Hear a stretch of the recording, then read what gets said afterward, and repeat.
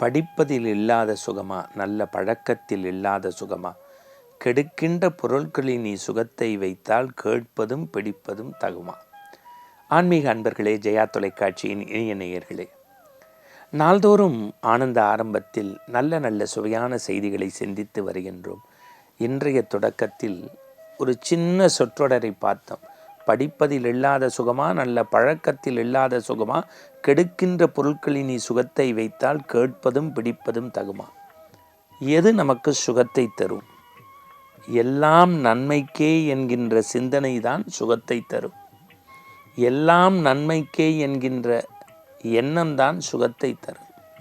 சுகம் என்பது கோடியிலும் காரிலும் பணத்திலும் பட்டிலும் பீதாம்பரத்திலும் பதவியிலும் புகழிலும் பேரிலும் ஒருபோதும் இல்லை. எல்லாம் அவன் செயல், எல்லாம் நன்மைக்கே, இதுவும் கடந்து போகும் என்கின்ற வாசகங்களெல்லாம் வார்த்தைகளில் சொல்லப்படுவதல்ல, நம் வாழ்க்கைக்கு பயன்படுத்த வேண்டியது. உள்ளதை உள்ளபடி சொல்லக்கூடிய ஒரு ஞானி ஒரு ஊருக்கு வந்தார். உள்ளதை உள்ளபடி சொல்லக்கூடிய ஒரு ஞானி ஊருக்கு வந்தார். கிராம மக்களெல்லாம் கைதொழந்தார்கள். ஞானி வந்த பிறகு மழை வளம் சுரந்தது, மண்வளம் பெருகியது, விவசாயம் சிறந்தது, எல்லோரும் மகிழ்வுட்டு இருந்தார்கள். ஆனால் பக்கத்திலே இருக்கக்கூடிய வன்மையான ஒரு அரசன் எல்லா சிற்றூர்களையும் வேட்டையாடி பொருட்களை அபகரித்து ஆட்படுத்தி வந்தான். காலங்கள் ஓடியது. ஞானியின் கிராமத்தில் ஒரு பெரிய கொடிய நோய் பரவியதால் அங்கிருக்கக்கூடிய கோழி சேவலெல்லாம் இறந்து போனது. எல்லோரும் ஞானியிடத்தில் போய், இந்த மண்ணை உய்விக்க வந்த மகான் என்று உங்களை கொண்டாடுகின்றோம். ஆனால் அத்தனை சேவலும் கோழிகளும் செத்துவிட்டது. இதற்கு ஏதேனும் வழி கிடையாதா? என்ன நோய் பரவுகிறது என்று மந்திரத்தால் தடுக்கக்கூடாதா? எல்லாம் நன்மைக்கே, எல்லாம் நன்மைக்கே, இதுவும் கடந்து போகும் என்று ஒற்றை வரியில் பதில் சொல்லியிருக்கிறார். அந்த கொடிய நோய் வேறு விதமாக பரவுகிறது. ஊரில் இருக்கக்கூடிய அத்தனை நாய்களும், வீட்டு நாய் தெருநாய் என்று எல்லா நாய்களுக்கும் அந்த நோய் பரவுகிறது. எல்லாம் மரணப்படுக்கைக்கு சென்று விட்டது.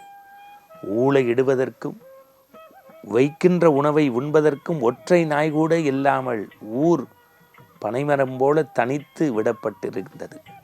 எல்லோரும் ஒன்று கூடி வந்தார்கள் ஞானியிடத்தில். சேவலும் கோழியும் இறந்து போனது. இப்போது நாய்களெல்லாம் மரணமுற்றது. இனி என்ன செய்வது? இதுவும் கடந்து போகும். சும்மா இருப்பதே சுகம், எல்லாம் நன்மைக்கே என்றார்கள். ஊருக்குள் வந்தார்கள். இனியும் இப்படியே செல்வதா என்று அடுப்பை பற்ற வைத்தார்கள். நெருப்பு பற்ற வைக்க அணைந்து கொண்டே இருந்தது. அணையா அடுப்பு கேள்விப்பட்டிருக்கின்றோம். இது அணையும் அடுப்பாக இருந்தது. பற்ற வைப்பார்கள், அணைந்துவிடும். நெருப்பும் இல்லை, சாம்பலும் இல்லை, புகையும் இல்லை. எல்லோரும் பசியால் வாடினார்கள். ஞானி இடத்தில் போனார்கள். உள்ளதை உள்ளபடி சொன்னார்கள். எல்லாம் நன்மைக்கே, இதுவும் கடந்து போகும் என்றார்கள். ஆச்சரியப்பட்டார்கள் மக்கள். ஒன்று திரண்டார்கள். இனி ஞானியால் நமக்கு பிரயோஜனம் இல்லை. 4 நாட்கள் பொறுத்து கொள்வோம். 5வது நாள் இதற்கு ஒரு முடிவு கட்டுவோம் என்று அமர்ந்தார்கள். ஆரம்பத்தில் நான் கதையின் தொடக்கத்தில் சொன்னேன் அல்லவா, ஒரு பக்கத்து நாட்டு அரசன் ஒவ்வொரு சிற்றூரையும் கிராமத்தையும் அகப்படுத்தி ஆட்படுத்தி நகைகளை மனிதர்களை கொலையுண்டு கொள்ளை செய்து வன்மத்தை கக்கினான் அல்லவா. அவன் இப்பொழுது வரவேண்டிய கிராமமாகிய கிராமம் இந்த கிராமம்தான். ஆனால் எல்லையின் நடுவே பார்க்கின்றான். இரவு நேரம். புலர்காலை பொழுதில் கோழி சத்தமும் சேவல் சத்தமும் இல்லை. இரவு நேரத்தில் நாய் கூட ஊளையிடவில்லை, நாய் சத்தமும் இல்லை. சரி, இவர்கள் அறுசுவையோடு உண்ணக்கூடிய வசதி படைத்தவர்களா என்றால் எந்த இடத்திலும் நெருப்பு ஜுவாலை இல்லை, புகை இல்லை. என்ன ஊரடா இந்த ஊர்? இந்த ஊரில் போய் நாம் பல மணி நேரம் செலவு செய்து இவர்களை வீழ்த்தி என்ன எடுத்து போகின்றோம்? அடுத்த ஊரை பார்க்கலாம் என்று புறப்பட்டு விட்டார்.